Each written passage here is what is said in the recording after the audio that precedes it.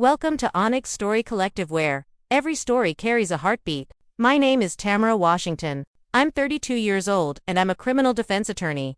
3 days ago, my twin sister walked into my law office covered in bruises so severe I barely recognized her. When she told me her husband did this, I made a decision that would change both our lives forever. I swapped places with her, and I made damn sure he would never forget it. You see, when your identical twin shows up bleeding and broken, begging you not to call the police because she's too scared, something inside you just snaps. I've spent 10 years putting criminals behind bars. Never did I think I'd have to become one to save my own sister, but here we are, and I'd do it all over again. If this story resonates with you, hit that like button right now. Subscribe so you never miss stories like this, and comment below, what city are you watching from? I want to know how far this message reaches. Now, let me tell you exactly how I taught that monster a lesson. I need you to understand something about me and my sister. We're not just twins. We're identical. Same face, same voice, same mannerisms.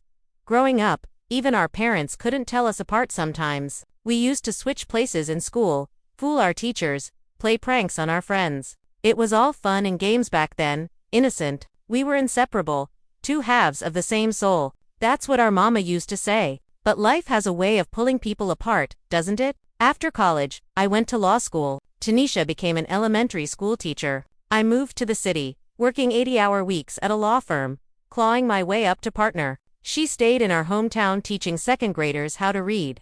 I was chasing success. She was chasing, I don't know, peace maybe, normalcy, a family. And that's when she met Deshaun Williams. God, I should have seen it coming. I should have paid more attention. But I was too busy building my career, taking depositions, winning cases, making a name for myself. I missed the warning signs. I missed everything. Deshaun seemed perfect at first. Pharmaceutical sales rep. Good job.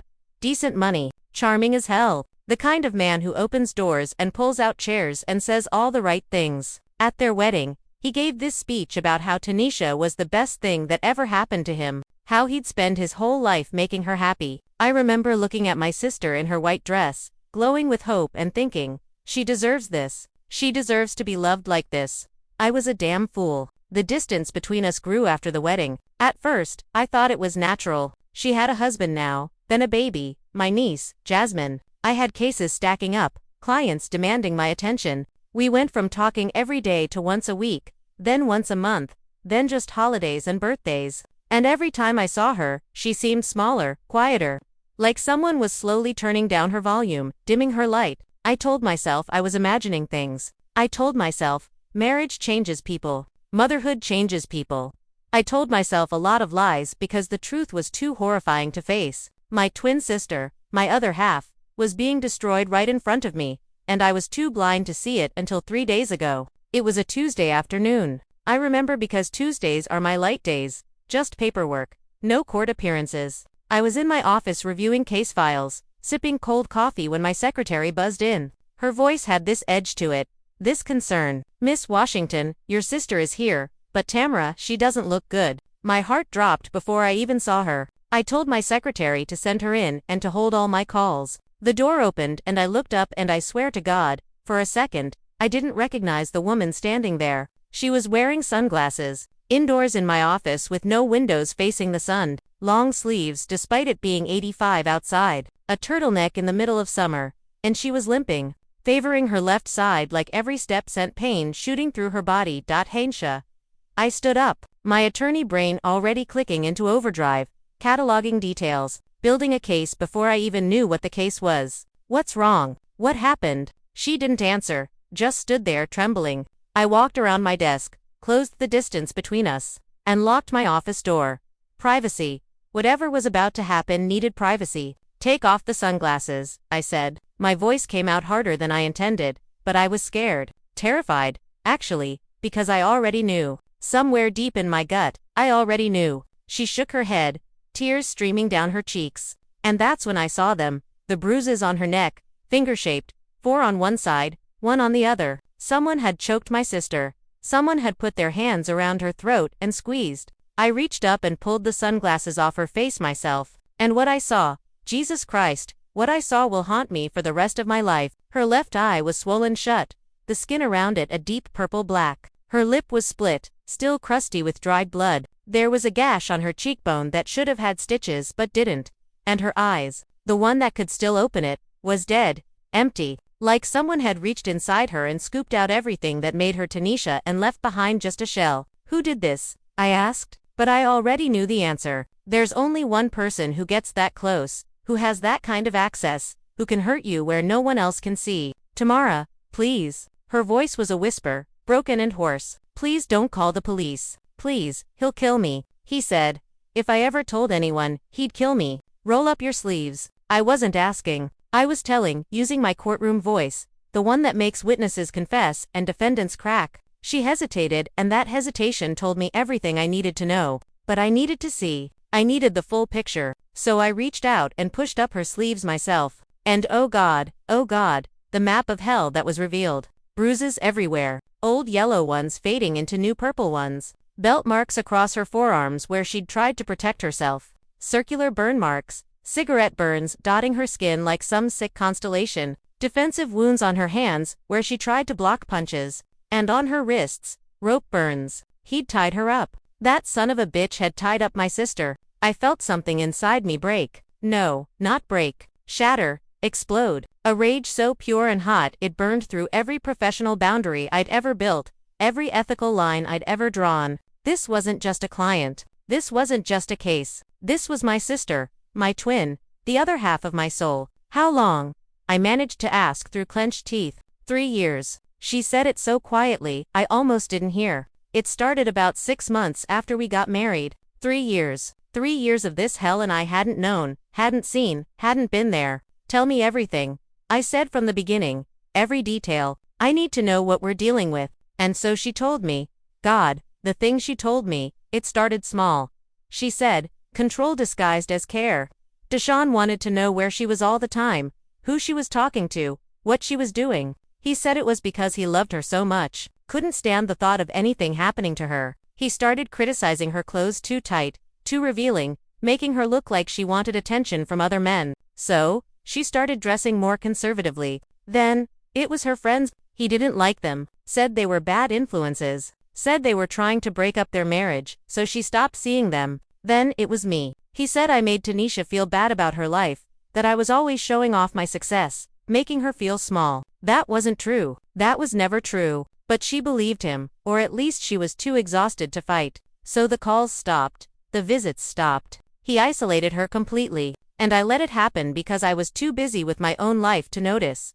Asterisk, the first time he hit her was on a Thursday night. She remembered the day because it was garbage day and she'd forgotten to put the bins out. Such a small thing. But Deshaun came home drunk. He'd been drinking more and more and he saw the bins still by the garage and something in him just snapped. He grabbed her by the hair, dragged her outside, and slammed her face into the garbage bin. Told her if she was going to act like trash, she could be with the trash. She said she was in shock, couldn't believe it had happened. He apologized the next morning, brought her flowers, cried, swore it would never happen again. And like an idiot, her word, not mine, she believed him. But it did happen again and again and again. Every time he lost money gambling, and he gambled constantly, blowing entire paychecks on sports betting, he came home and took it out on her. Every time he had a bad day at work, she paid for it. Every time his mother called and complained about something, Tanisha became the punching bag. And speaking of his mother, Jesus Christ, that woman, Lorraine Williams, she moved in with them a year into the marriage. And that's when things got exponentially worse. Because Lorraine didn't just enable her son's violence, she participated in it. Tanisha told me about the psychological torture, how Lorraine would criticize everything she did. Her cooking was too salty or too bland. Her cleaning wasn't good enough. Her parenting was too soft. Her clothes were too nice for someone who contributed nothing to the household. Never mind that Tanisha was working full-time as a teacher and taking care of a toddler. Lorraine acted like Tanisha was some kind of freeloader. And then there was Shanice, Deshaun's sister. She'd gotten divorced and moved back home. By which I mean she moved into Deshaun and Tanisha's house, rent-free, contribution-free, just taking up space and adding to the abuse.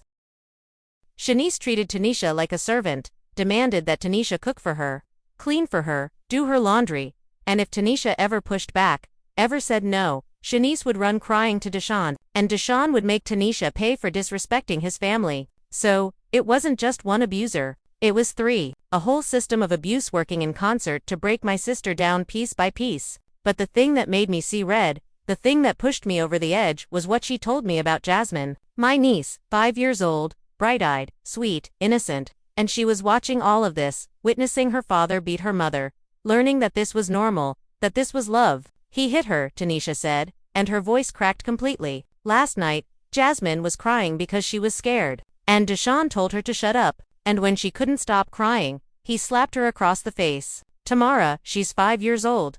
5. And I tried to stop him. I tried to protect her. And he grabbed me by the throat and choked me until I couldn't breathe. He slammed my head against the kitchen counter over and over. And Lorraine and Shanice just stood there watching. And then they joined in. Shanice scratched me with a comb, and Lorraine shoved dirty dish rags in my mouth to shut me up. I couldn't breathe. I literally could not breathe. My vision went red and my hands started shaking and I had to sit down before I fell down. I can't do this anymore, Tamara. Tanisha whispered, I can't. I've tried to leave before, but he always finds me. He always brings me back. He said if I ever try to take Jasmine away from him, he'll kill me, and I believe him. I know he'll do it. So, I don't know what to do. I came here because I don't know where else to go. I looked at my sister, my identical twin, my other half, and I saw what 3 years of systematic abuse had done. It had taken this vibrant, joyful, loving woman, and turned her into a ghost, a shell, someone who was just waiting to die. And that's when I said the words that would change everything. You won't have to do this anymore. Give me 3 days. Just 3 days of your life, and I promise you, he'll never touch you again. She looked at me like I was crazy. What are you talking about? We're going to switch places, I said. My mind was already working, already building the plan. You and me, we are identical. No one can tell us apart. You're going to stay here at my apartment safe, and I'm going to go be you for 3 days. I'm going to walk into that house as Tanisha, and I'm going to make Deshaun Williams regret every single thing he's ever done to you. Tamara, no, you don't understand. He's dangerous. He'll hurt you. I smiled. And it wasn't a nice smile. It was the smile I give opposing counsel right before I destroy their case. Let him try. You have to understand, I'm not Tanisha. I look like her, sound like her, but I'm fundamentally different. Tanisha is gentle, soft, kind. She became a teacher because she wants to help children, nurture them, build them up. She's never thrown a punch in her life. Me. I'm a criminal defense attorney. I've spent a decade in courtrooms facing down prosecutors, judges, hostile witnesses. I've represented rapists, murderers, drug dealers. Not because I think they're innocent, but because everyone deserves a defense. I've learned to be hard, cold, strategic. And outside of work, I box. 3 times a week, I'm in the ring, hitting bags, sparring, training. I know how to take a punch. More importantly, I know how to throw one. So, when I walked into that house on Wednesday evening, when I used Tanisha's keys to unlock the door and step into that suburban prison, I wasn't scared. I was ready. I was a loaded gun waiting to go off. The house looked normal from the outside. Nice neighborhood, manicured lawn, 2-car garage. But the inside, God, the inside felt like a tomb. Dark, suffocating. The air itself felt heavy with violence and fear. I barely closed the door when I heard her. Lorraine's voice, sharp and demanding, cutting through the house like a knife. Tanisha, is that you? Where have you been all day? You know Deshaun comes home at 6 o'clock and dinner isn't even started. I took a deep breath and channeled my sister, made myself smaller, hunched my shoulders, lowered my eyes, walked into the kitchen where Lorraine was sitting at the table, a stack of magazines in front of her, a glass of wine in her hand. This woman had been living in my sister's house for 2 years, contributing nothing, and had the audacity to complain about dinner not being ready. I'm sorry, I said, using Tanisha's soft voice. I'll start it now. You better, Lorraine said, not even looking up from her magazine. And make something good this time. Last night's chicken was dry. I opened the refrigerator, cataloging everything I saw. Evidence. Always building evidence. I pulled out ingredients and started cooking. And that's when Shanice sauntered in. She was exactly what I'd pictured. Overweight, badly dyed blonde hair, an expression of perpetual contempt on her face. Oh good, you're finally home, she said, collapsing onto the living room couch. Bring me a soda and some chips. I'm starving. I brought her a soda, and as I handed it to her, I studied her face, memorizing every feature, every expression, thinking about all the ways I was going to make her pay. Then Jasmine came downstairs. My heart broke all over again, seeing her. She looked so much like Tanisha had as a child. big brown eyes, curly hair, a smile that could light up a room. Except she wasn't smiling. She crept down the stairs like a mouse, trying not to make noise, trying not to be noticed. "Mommy," she whispered when she saw me. I knelt down and opened my arms, and she ran into them, and I held my niece for the first time in months, feeling her little body trembling against mine, and I made a silent promise right then and there. This ends now. No child should live in fear. Not in her own home. Not ever.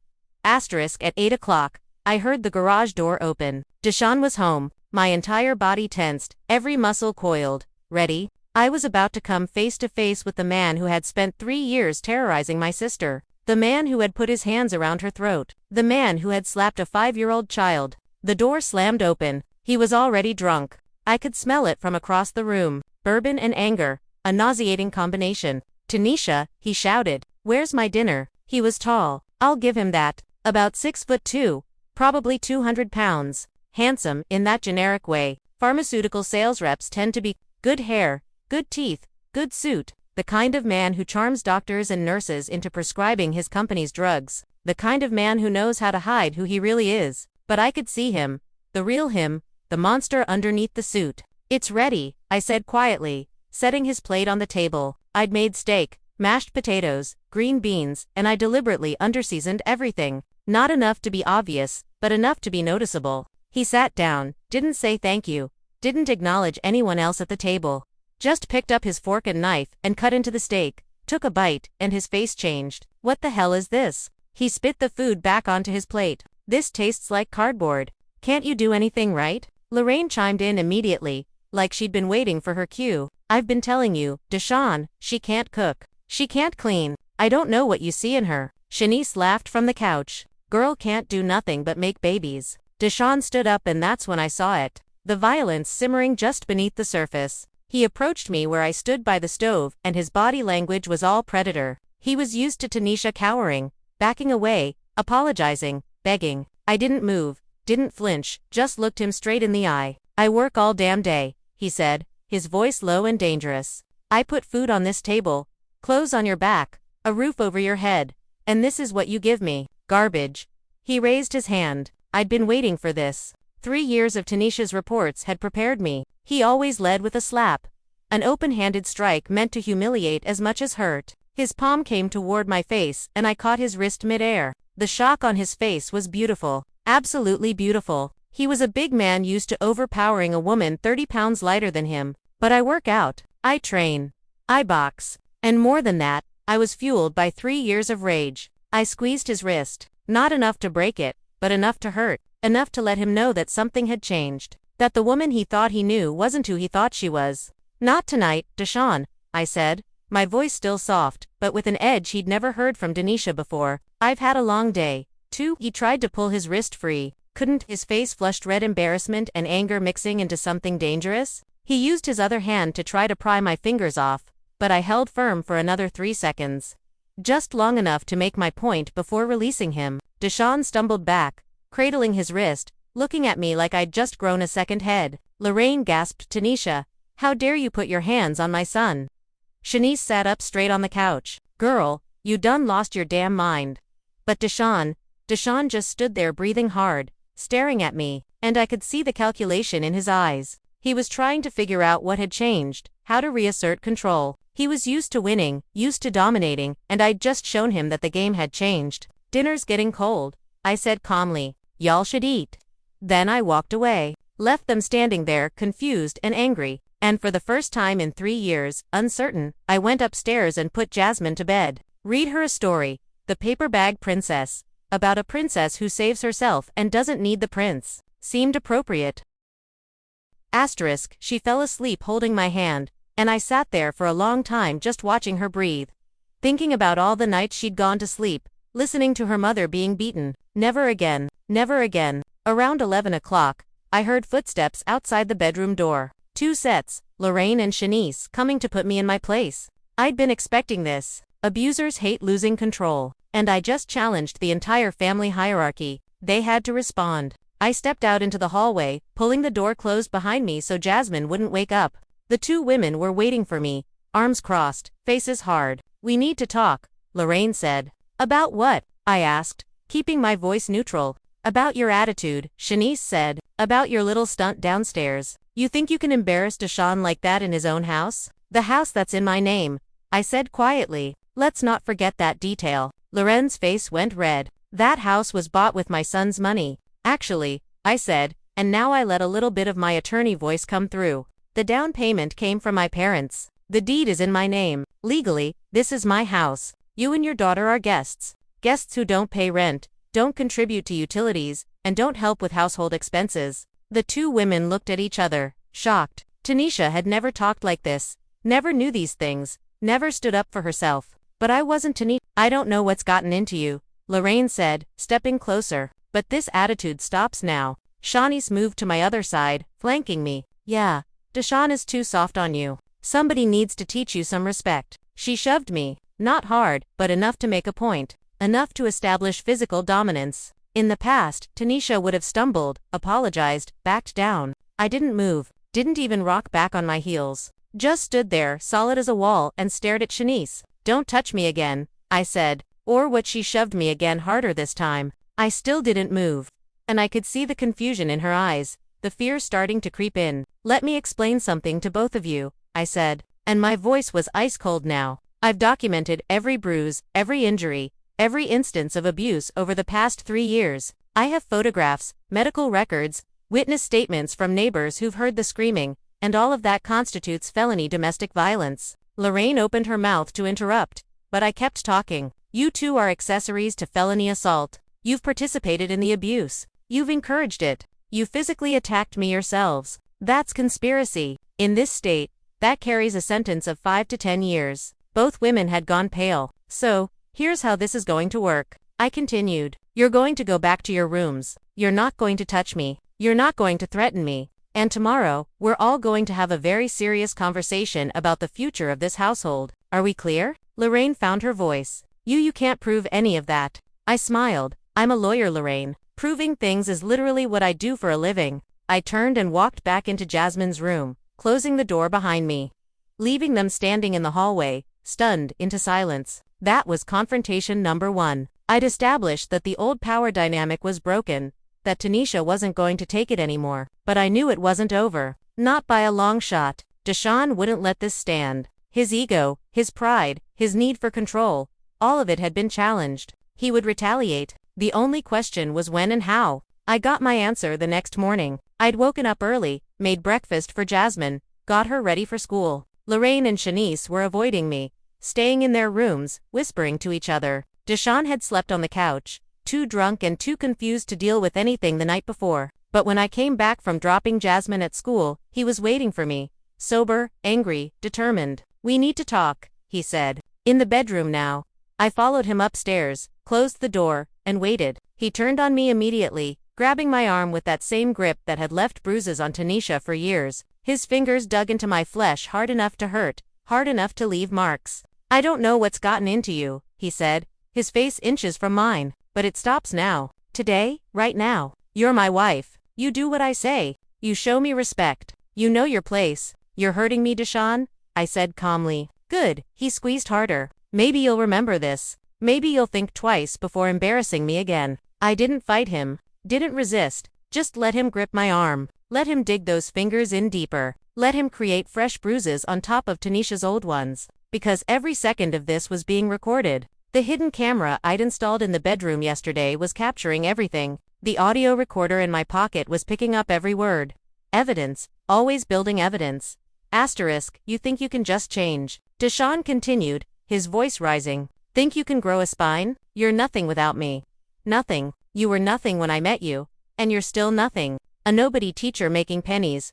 Raising a kid alone. I gave you everything. Is that what you tell yourself? I asked. His hand came up. Closed fist this time, ready to punch. And that's when I moved. I'd been, still, passive, letting him think he was in control. But now I shifted my weight, deflected his arm, and used his momentum against him. One quick sweep of his legs and Deshaun Williams, 6'2", 200 pounds, crashed to the floor. I stood over him. Don't ever try that again. Then I walked out, leaving him on the ground, shocked and furious. That was the moment Deshaun knew he couldn't control me physically, so he did what all abusers do. When they lose physical dominance, he called the police. The officers showed up an hour later, 2 uniforms, 1 older veteran cop, and 1 young rookie. Deshaun had put on a good show, claiming I'd attacked him unprovoked, that I'd gone crazy, that he was afraid for his safety. I met them at the door with a folder in my hands. "Officers," I said calmly, "my husband called you because I defended myself when he tried to hit me. Before you take his statement, I'd like to show you something." I opened the folder. Inside were copies of medical records spanning 3 years, emergency room visits for accidental injuries, photos of bruises, cuts, black eyes, documentation of broken ribs, a fractured wrist, cigarette burns. The older officer's face changed as he looked through the file. He'd seen this before. He knew what he was looking at. "Ma'am," he said gently, "how long has this been going on?" 3 years, I said. "He beats me. He chokes me. He threatens to kill me if I leave. And this morning, when I finally stood up to him, he tried to hit me again. So, I pushed him away. That's when he called you." I pulled out my phone and showed them the video from this morning. Deshaun grabbing my arm, threatening me, pulling back to punch, all captured in high definition. The younger officer looked sick. The older one looked angry. "Mr. Williams," the veteran cop said, his voice hard, "based on this evidence, you're lucky we're not arresting you right now. Ma'am, do you want to press charges?" I shook my head. "Not yet. I just want him to know that someone is watching now, that if he touches me again, there will be consequences." The officer turned to Deshaun, who had gone white as a sheet. "Sir, we'll be filing a report about this. We'll be watching this address. If we get called back here, if anything happens to your wife, you will be arrested. Do you understand?" Deshaun nodded, mute with humiliation and rage. The police left, and Deshaun realized he couldn't use the law against me. He couldn't use physical force against me. He was running out of options. But his family wasn't done trying. That evening, Shanice made her move. She'd called her boyfriend, a guy named Tyrell, 6'4", 250, all muscle. The plan was obvious. Tyrell would intimidate me, maybe rough me up a bit, remind me of my place. Shanice left us alone in the living room. Tyrell approached me with that swaggering confidence of a man who's never been challenged by a woman. "So, I hear you've been giving my boy Deshaun problems," he said. "Have I?" I stayed calm, measuring distances, watching his body language. "Yeah, and see. I don't like when women disrespect good men. Deshaun, he's a good dude, takes care of his family. And you out here acting up, causing drama? That ain't right." He reached for me and I moved. One quick sidestep, grabbed his arm, used his forward momentum and my hip as a fulcrum. Basic judo throw, the kind I'd practiced 1,000 times. Tyrell went flying. All 250 pounds of him crashed through the coffee table, landing in a heap of broken wood and shattered glass. He looked up at me from the floor, shock and pain written all over his face. "That's assault," I said calmly. "In front of cameras, multiple cameras. Actually, they're all over this house, hidden, recording everything. So, if you want to try again, go ahead. I'll have you arrested for home invasion and assault. That's 5 to 7 years." Tyrell scrambled up and ran out of the house like his pants were on fire. Shanice screamed at me, called me crazy, called me a demon. I just smiled and told her she should probably start looking for a new place to live. Deshaun and Lorraine had witnessed the whole thing, and I could see it in their eyes. The fear was setting in. This wasn't Tanisha. This was someone else. Something else. And they didn't know how to handle it. That night, I overheard them plotting. The hidden cameras and audio recorders I'd placed throughout the house picked up everything. They were in Lorraine's room, all 3 of them, whispering like conspirators. "We can't let this continue," Lorraine said. "This woman is destroying our family."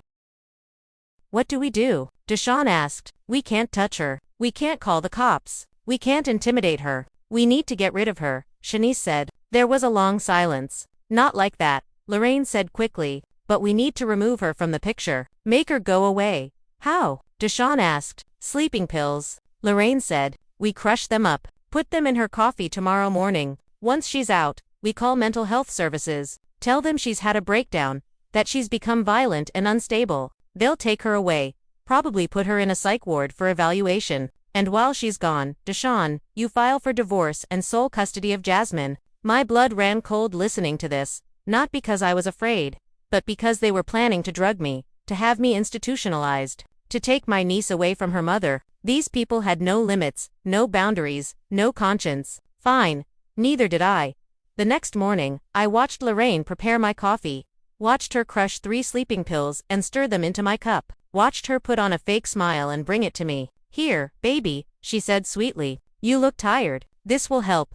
I took the cup, brought it to my lips, pretended to drink. Then, when no one was looking, I poured it into a nearby plant. I sat on the couch pretending to get drowsy, let my head nod forward, closed my eyes, slowed my breathing. "It's working," Shanice whispered. "Call the ambulance," Deshawn said. "Wait," Lorraine said. "Make sure she's really out." I kept my breathing steady, slow, deep. Let them think they'd won. Lorraine approached, shook my shoulder. Tanisha, can you hear me?" I didn't respond, stayed limp and unresponsive. "She's out," Lorraine said triumphantly. "Call them now." That's when I opened my eyes and sat up. The three of them jumped back like I'd risen from the dead. "I didn't drink it," I said calmly. "I watched you crush the pills, Lorraine. I watched you stir them in, and I've recorded all of it. Attempted poisoning. That's a Class B felony. 20 years minimum." Lorraine's face went from triumph to terror in half a second. "I also recorded your little planning session last night," I continued.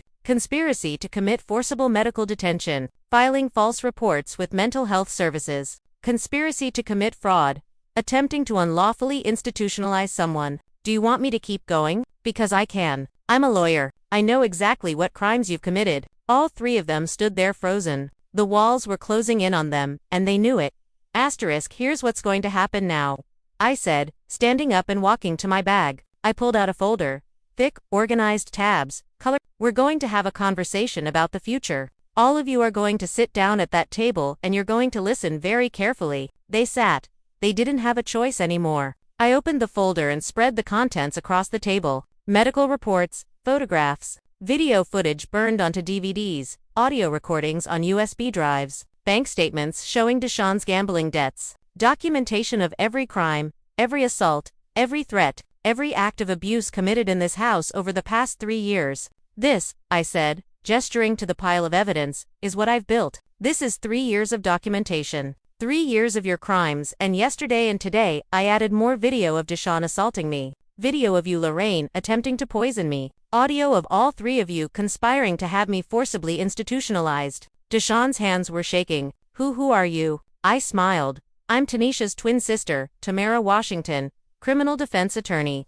And I've spent the last 3 days documenting every single crime you've committed against my sister." The color drained from all three of their faces. You tricked us," Shanice whispered. "I did," I said. "And every bit of evidence I collected is admissible in court. Every recording was made in a home that belongs to Tanisha. Every video was captured on property she owns. It's all legal.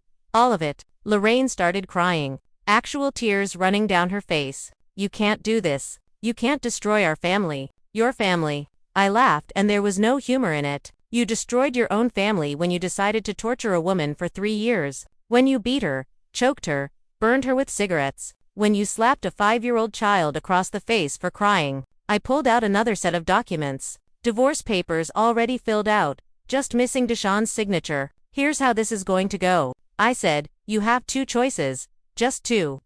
Choice number 1.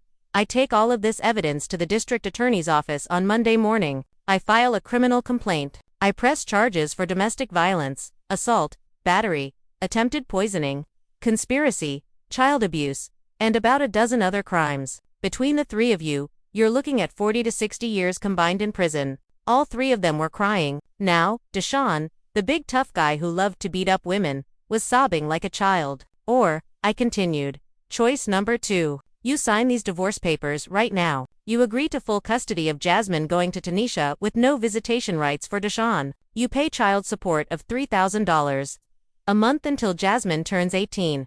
That's 13 years. So $468,000 total. The house stays with Tanisha. It's in her name anyway. Deshawn, you and your mother and sister have 24 hours to move out, and I file a restraining order for all 3 of you. 500 feet minimum distance at all times." "We don't have that kind of money," Deshawn said. I smiled. "Yes, you do. I've seen your bank statements, Deshawn. You've got about $40,000 in your 401k.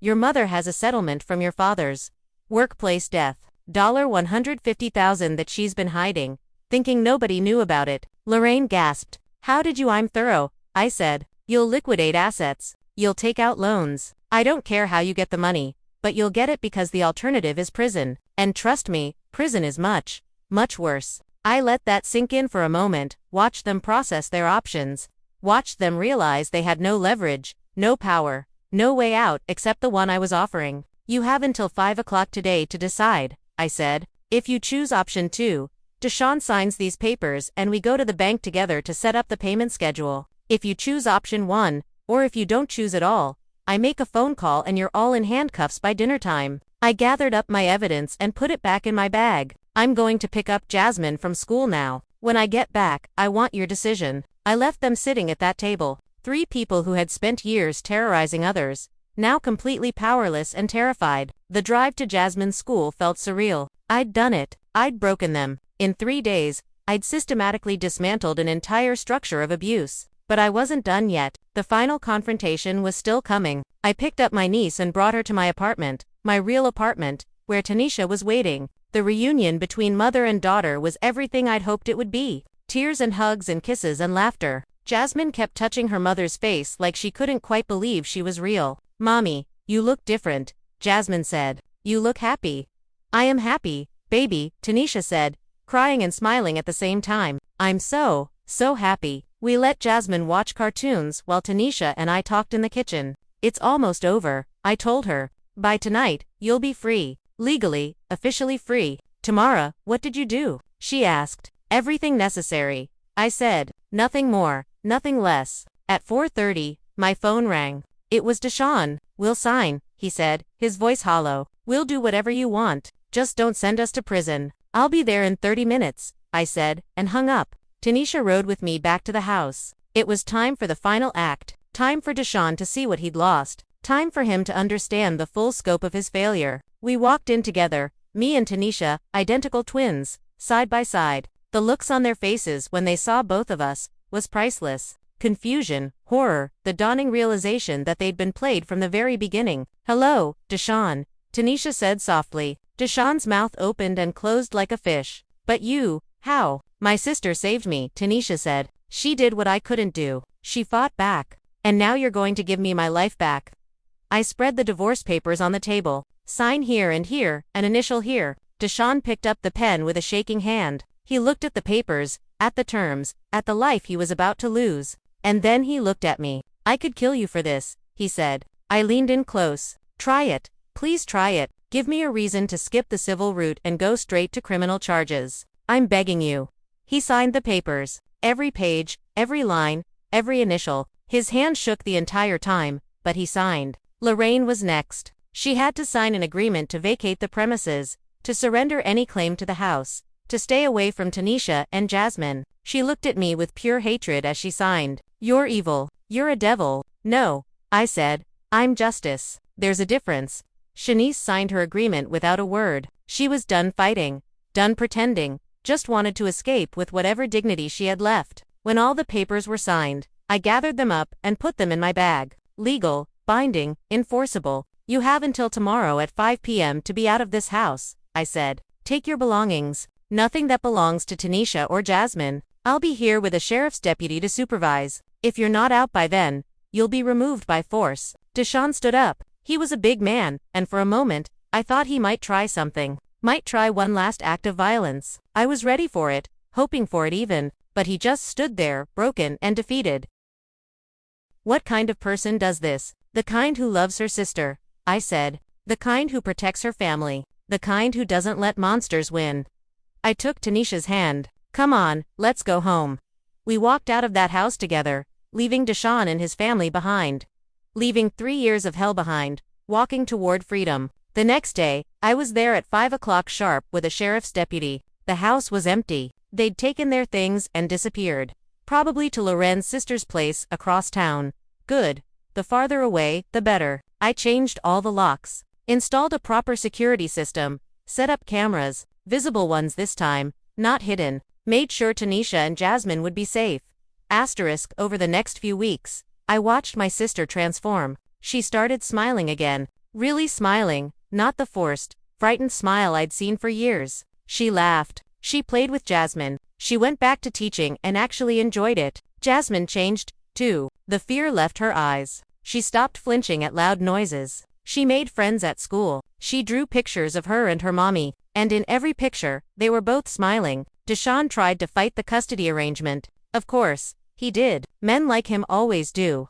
But I represented Tanisha in family court, and I brought every piece of evidence I'd collected. The judge took one look at the medical records, the photographs, the videos of Deshaun assaulting Tanisha, and terminated his parental rights on the spot. No visitation, no contact, nothing. The child support payments came through monthly. Deshaun had to sell his car, cash out his retirement, take out loans. Good, let him struggle. Let him know what it's like to have nothing. Lorraine filed for bankruptcy after having to liquidate her hidden savings. Shanice moved in with her ex-husband, which I'm sure is its own special hell. The three of them are scattered now, broken, no longer a united force of abuse. And Tanisha, she's thriving. 6 months later, she met someone new, a good man, a teacher like her.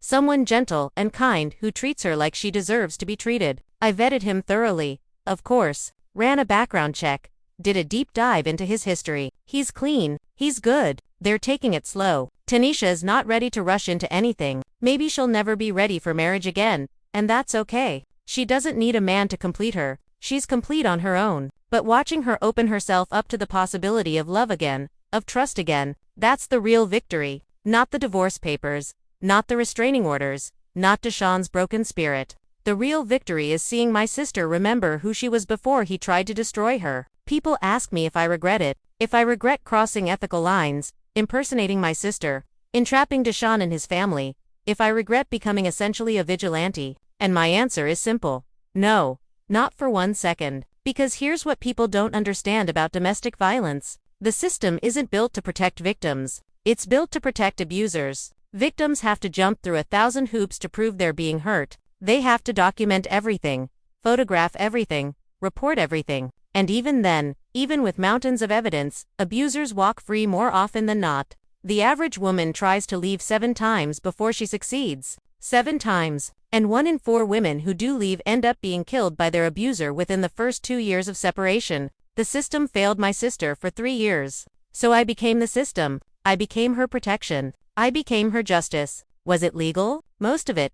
Yes. I was very careful about that. The impersonation was ethically gray, but not technically illegal. Tanisha gave me permission to be in her home to use her identity in that context. The recordings were all legal because they were made in her home with her consent. The evidence I collected was admissible. Was it right? Absolutely, without question. Because at the end of the day, what's more important? Following every technical rule of legal ethics, or saving a woman's life? Protecting a child from growing up in a house of violence? I know what some of you are thinking. You're thinking, I went too far. That I should have just called the police, filed a report, worked through the proper channels. Let me tell you what happens when you work through the proper channels. The police come, they take a report. Maybe they arrest the abuser, maybe they don't.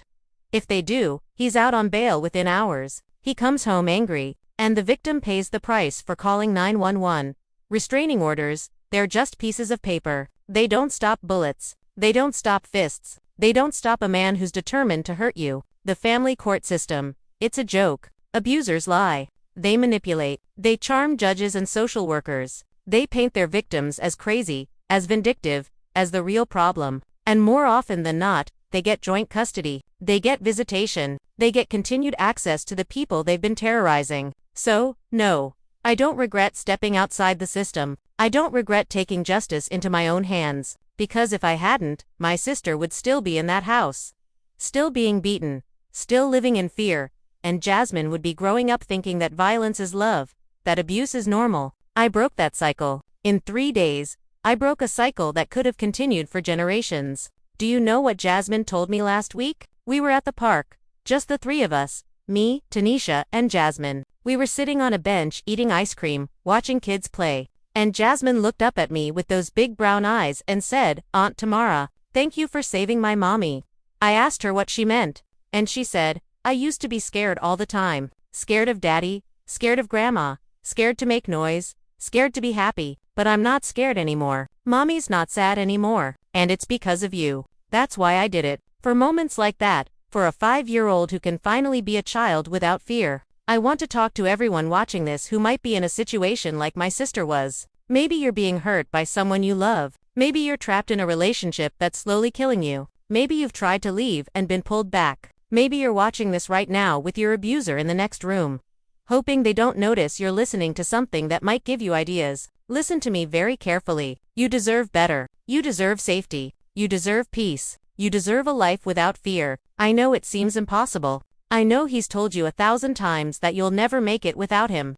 That no one else would want you. That you're nothing. That you're crazy. That it's all your fault. I know he's isolated you from your friends and family. I know he's controlled your money, your phone, your every move. I know he's threatened to kill you if you leave. I know he's promised to take your children. I know he said he'll hurt your family if you tell anyone. I know all of this because it's the same playbook every abuser uses. They're not creative. They're not original. They all follow the same pattern. Isolate, control, abuse, threaten, repeat. But here's what they don't want you to know. You can escape. You can survive. You can build a new life. It won't be easy. It will be the hardest thing you've ever done. You'll need help from family, friends, domestic violence organizations, legal aid attorneys. You'll need to plan carefully. You'll need to document everything. You'll need to be strategic and patient. But it's possible. I've seen it. I've lived it through my sister. If you don't have a sister like me to swap places with you, that's okay. You can be your own hero. Start small. Document everything.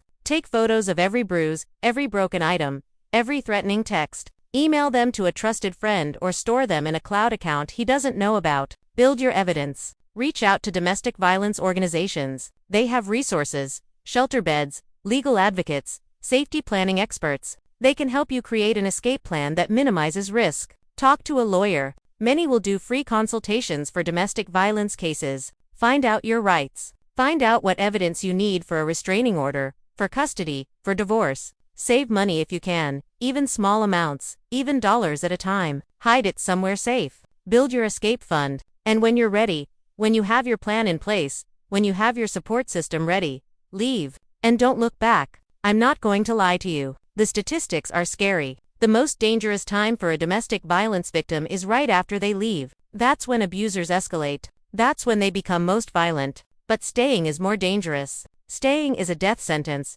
just a slower one. My sister stayed for 3 years. 3 years of escalating violence. If she'd stayed any longer, Deshaun would have killed her. I know it. She knows it. The only question was when, not if. So, she left. And yes, it was dangerous. And yes, Deshaun tried to retaliate, but she survived. She's thriving now. And you can too. For those of you watching this who aren't in an abusive relationship, I have a different message. Pay attention. Look for the signs. Your sister, your daughter, your friend, your coworker.